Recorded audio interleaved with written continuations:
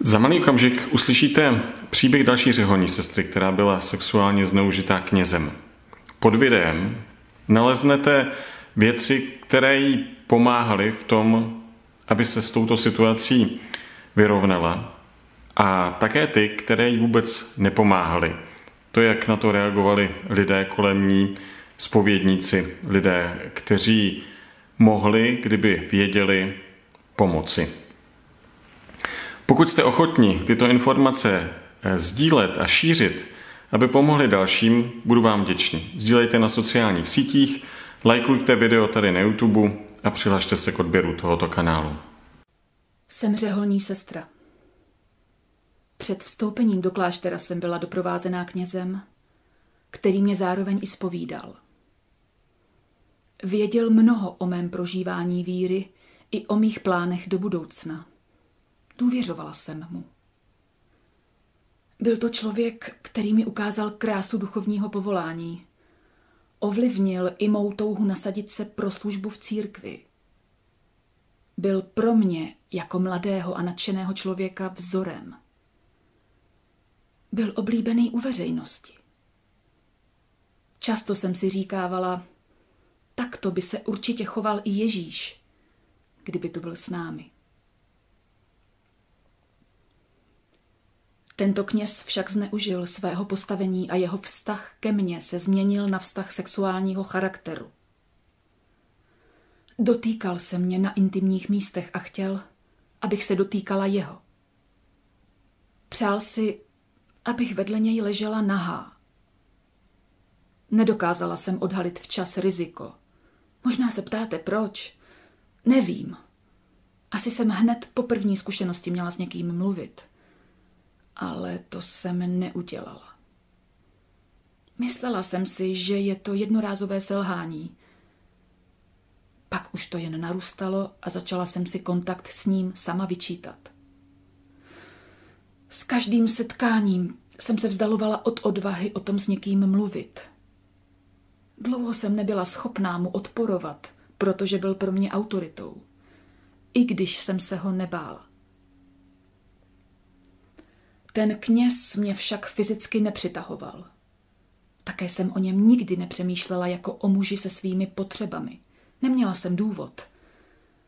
Od chvíle, kdy poprvé jednoznačně překročil mé hranice dotykem na prsou, jsem se cítila jako ve zlém snu.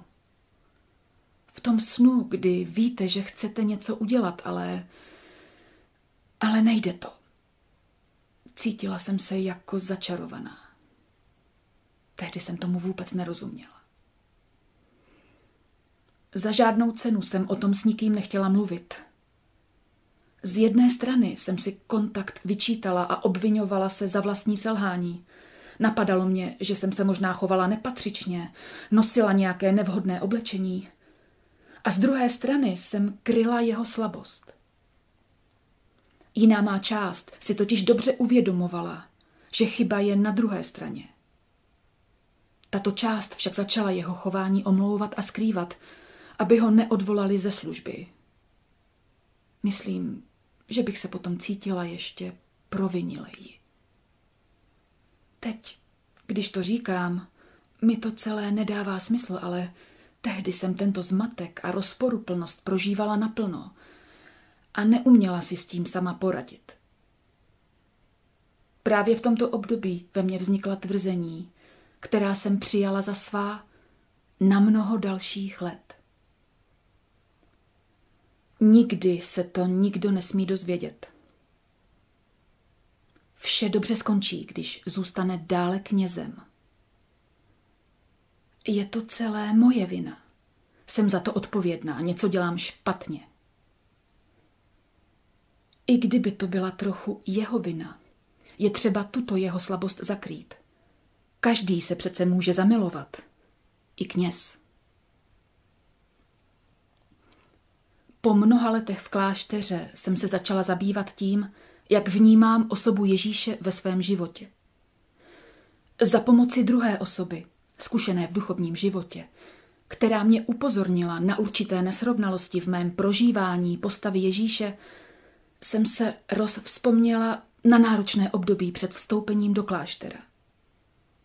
to období bylo z mé strany uzavřeno na 7 západů. Nikdy jsem o tom s nikým, kromě zpovědi a občasných drobných náznaků, nemluvila. Kromě tvrzení nevhodné chování ze strany kněze sexuálního charakteru jsem nikomu za celou dobu 20 let nevylíčila, co se tehdy opravdu dělo a co jsem prožívala. Bylo by mi pomohlo, kdyby mě někdo vyzval. Pověz mi o tom víc. Co se tam opravdu stalo? Existuje dotek kněze na intimních partiích studentky, který je možné označit za nic se nestalo? Na druhou stranu nevím, jestli bych mluvila. Asi musel přijít správný čas. Odstup. U mé současné duchovní doprovázející to fungovalo. Ta se totiž nedala odbít. Postava Ježíše pro mě byla vzdálená. Nedokázala jsem si představit, že je mi blízko. Neuměla jsem se modlit a zároveň si ho představit jako člověka ve své blízkosti. Neměla jsem ráda jeho obrazy. Těžko stravitelné pro mě byly úryvky z Bible, kde Ježíš přímo vyzývá k blízkosti s ním.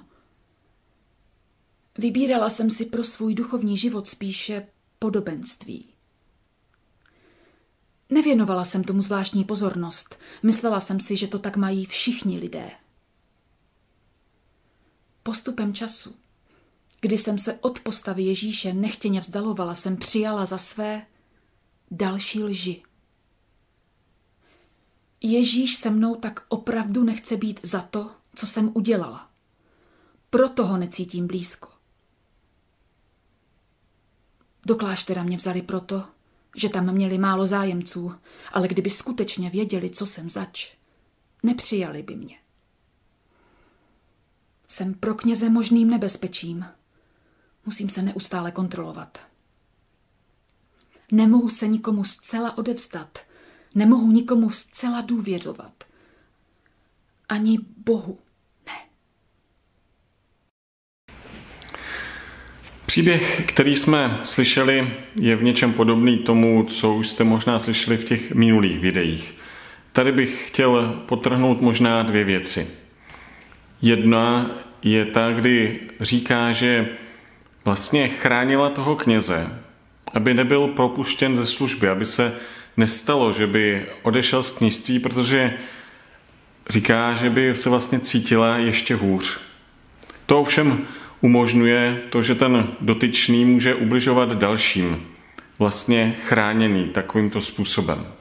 Je to srozumitelné, že to takto oběti prožívají, ale je třeba je podpořit, aby si uvědomili, že je to ochrana jednak před tím, aby tento člověk ubližoval dalším lidem, ale v pohledu věčnosti je to také tlak na to, aby se obrátil, aby takové věci přestal dělat. Druhá věc je to, jakým způsobem vlastně si uvědomila, že to je problém. A to díky tomu, že během duchovního vědení někdo byl schopen zachytit, že je tam nějaká překážka, otevřít to téma. Tato zkušenost jí bránila v tom, aby mohla mít živý vztah s Kristem, centrální osobou pro každého zasvěceného. A tak je potřeba, aby tyto informace se šířily jak mezi řeholní sestry, tak mezi všechny, kteří doprovázejí duchovně. Aby se tomuto tématu nevyhýbali a otevírali ho. Není málo těch, které zažily podobné věci.